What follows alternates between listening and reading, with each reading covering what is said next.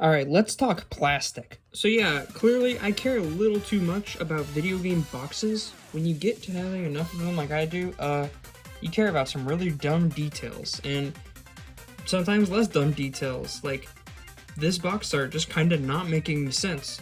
So yeah, this first one is Super Bust-A-Move for the PlayStation 2. I don't know if it was exclusive to the PS2, but this is the version I got. I don't own a PS2. In fact, I own a lot of PS2 games because I just keep finding them for free. I don't know why. Where I live, I keep finding PS2 games for free, including this one. And most of them, was like, oh, it's kind of neat or whatever. Oh, I recognize that game. This one, I had to get it because this cover art is infamous for being so strange. As you can tell by the baby sunglasses, this is a puzzle game. And on the back, it indicates it's a puzzle game. That's cool and all. This baby never shows up. This is just a baby on the cover. I'm not sure what it's supposed to tell you. That Joker Suicide Squad damage tattoo? Yeah, so this is a weird sort of cover. It's not a bad cover. It's just a weird one. Alright, so this next one is incredibly nitpicky. You may be saying, Max, this cover is great. You're right, it is. This is a great cover. The problem isn't the cover, actually, on this one. It's the spine. Now, here's another Nintendo Switch game. Spoilers. Look at the spine here, okay? All capital letters in the same font. This isn't all caps.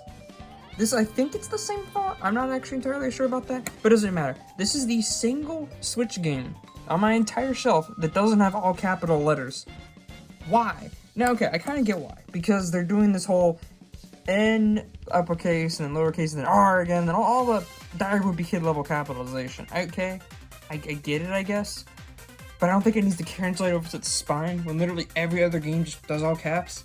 It comes off trying to be quirky, but in fact it just ruins my shelf lineup. Yes, this is kind of annoying.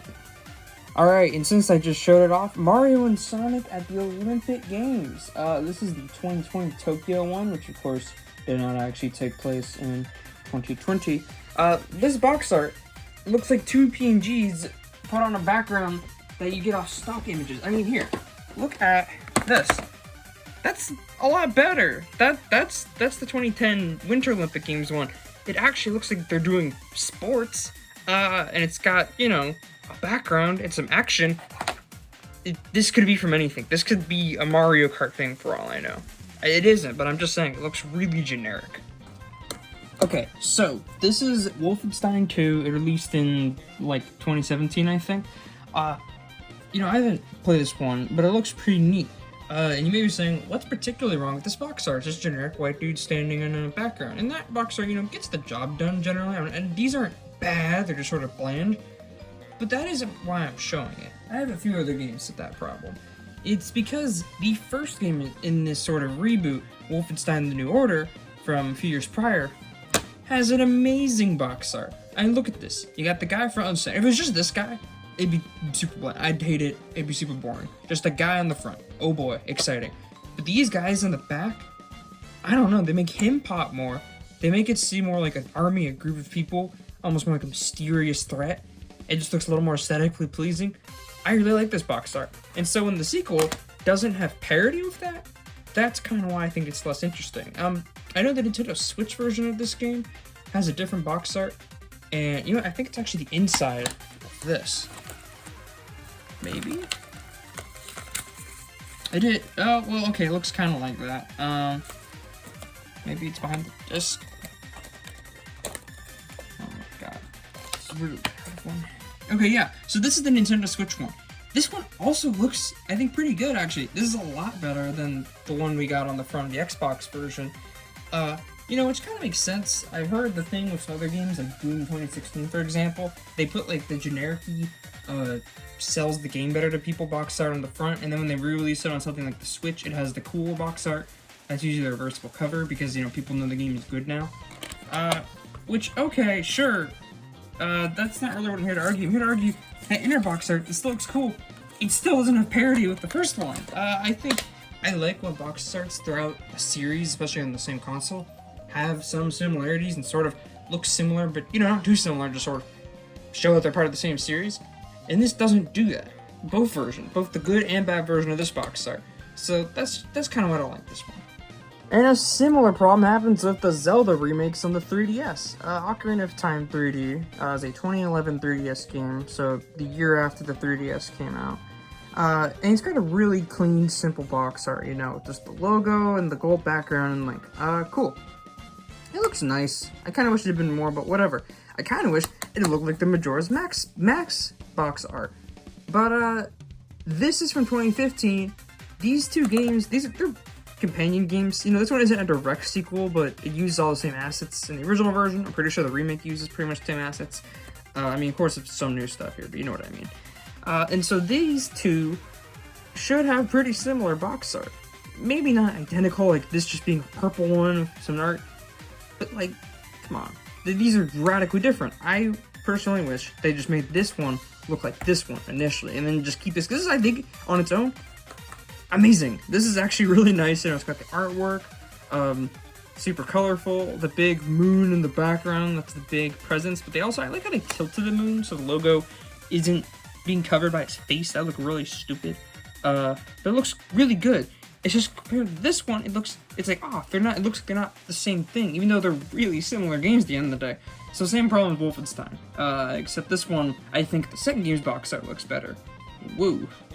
Alright, this is a weird one. Pokemon Let's Go Pikachu. You know, every single Pokemon game has just like a Pokemon on the front. Okay, not every single, but all the mainline ones, or the remix, or whatever. The ones that play like your traditional Pokemon games. So this one's no exception. Problem is, I do like the Pikachu artwork. I think that part's fine. It's the background. Why is it the most generic sky and grass background ever? If you remove Pikachu, it's Windows XP. Oh, yeah, this one's fine. Oh, cool, it's the single PS5 game I own. Yeah, so this one is Spider-Man Miles Morales, and it also includes Spider-Man Remastered. Great, because I want to talk about both of these. They have the same problem. They feature Spider-Man on the front, which, cool, the game is called Spider-Man.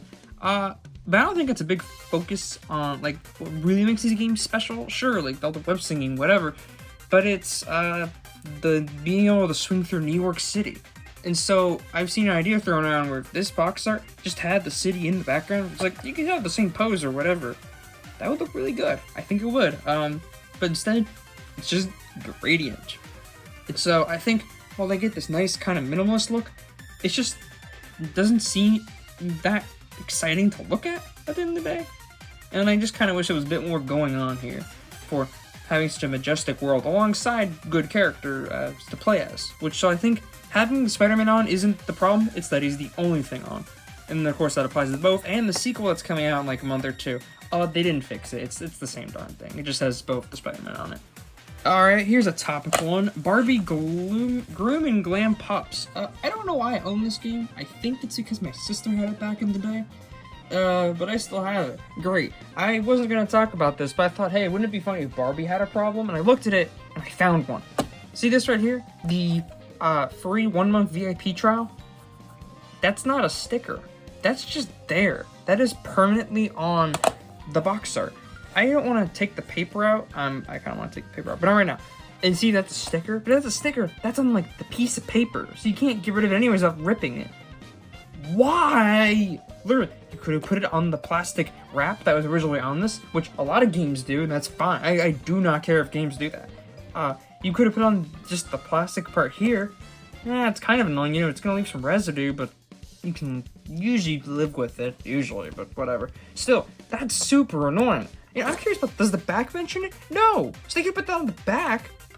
They didn't. Why is this a huge selling point such that it needs to be on here after you've purchased it? Once I've purchased it, I don't need to be sold the game again. Alright, we're down to the final 3 games. So, BioShock the Collection. I have played 1/3 of the games in this collection, that being the original BioShock, and I love it. I'm really excited to play BioShock Infinite, and maybe one day BioShock 2. Woo. But that's not why I'm talking about this. It sucks, because I love this so much, but the box art isn't that great. In fact, let me pull up the original box art for this game, as in the original BioShock, what that look like. Here, ignore the Platinum Pits background, that's not what it looked like originally, but just this artwork, BioShock. Okay, Big Daddy, it's one of the enemies in the game. Nothing too crazy, honestly, but it emphasizes kind of the vibe the game's going for. You know, it's got the gloomy background. It's got a cool guy in the front, and it's not like it's some, generic white guy. It's actually an interesting character, And this character here, the little sisters. These are important to the game, but they're a little more subtle and it kind of makes sense because you don't know what the deal is just yet. But you'll find out. But anyways, this one, I understand they needed to encompass both Bioshock, Bioshock 2, which both take place in the underwater city of Rapture, and Bioshock Infinite in the above-ground city of Columbia. Great, but why is this so generic, relatively? I don't know. I almost would have preferred if they just, put little slices or whatever of each game or something. I don't know. I'm not exactly sure how they should have done this box art. It's just this one feels like, oh, cool, it's just the background. But in reality, I kind of wish it was a lot more. Or, not even that, a lot more, just... I feel like this shot right here doesn't encompass a lot of each of these games. This shows, sure, this is Columbia, but it doesn't really look like it from afar. Same goes for Rapture. And this tower, I know, appears in Bioshock 1 for, the opening cutscene. I don't know, I feel like maybe if they had showed just, one building representing all three, maybe showing a bit more detail, that could have worked. Alright, this one's kind of a similar issue as some others, but it's even a little dumber. This is Mirror's Edge. Great game. It's sort of like a parkour game where you're jumping around, a bunch of parkour in this super cool white futuristic looking city. The background's got the city right there where it's really, really white. Literally just white everywhere. Point is, you play as this girl. I don't remember her name. Here's the thing though. This game is first person. You never see her. She is not important to the game. I think I know why they put this here. I'm gonna let you determine why they put this here. But I feel like it doesn't quite sell what the game is. If you look at this box art, do you think, oh, this is a parkour game, or anything remotely like that? Wow, wait, I have never seen this back, really? This would have made a really good box art, actually. Sure, it's still got the girl in the front, but at least it's showing what the game is, has a bit more color. Okay, yeah, I lied, it's not entirely white, but you know what I mean, still pretty darn white. Either way, if you just took this artwork and put it here, I think this could make a great box art, but instead, girl. And finally, we have specifically the Wii release of Pikmin 2. Okay, so this is, for one, my rarest Wii game I own, just wanted to point that out. Woo. But the other thing is, this box art here, fine. I think it's good, it gets the job done, it has a cute little art style to it, whatever. That's not what I'm complaining about. What I'm complaining about is this border.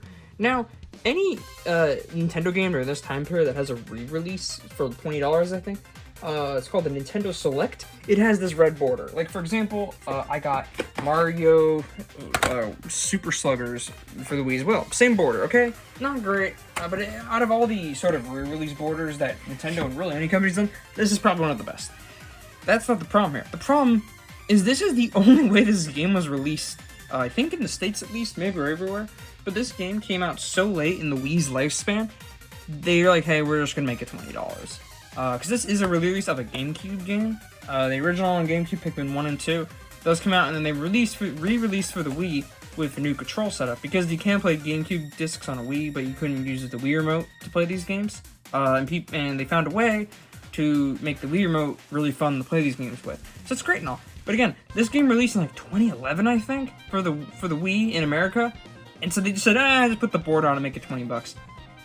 And you can't get a regular version of this. There's one more game that this problem exists with, and I don't have it, but I desperately want it. It's Wii Sports. Wii Sports, and, pretty much every time anyone purchased it, it was with the Wii itself, it came in that cardboard sleeve.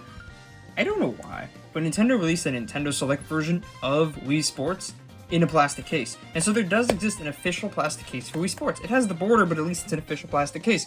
That case, if anyone finds it, please tell me. Anyway, yeah, that's just some box arts in my own collection that I kind of have a problem with. I don't think this is super comprehensive. I just sort of went through my games and looked at which ones annoyed me the most. Yeah, I think I care too much.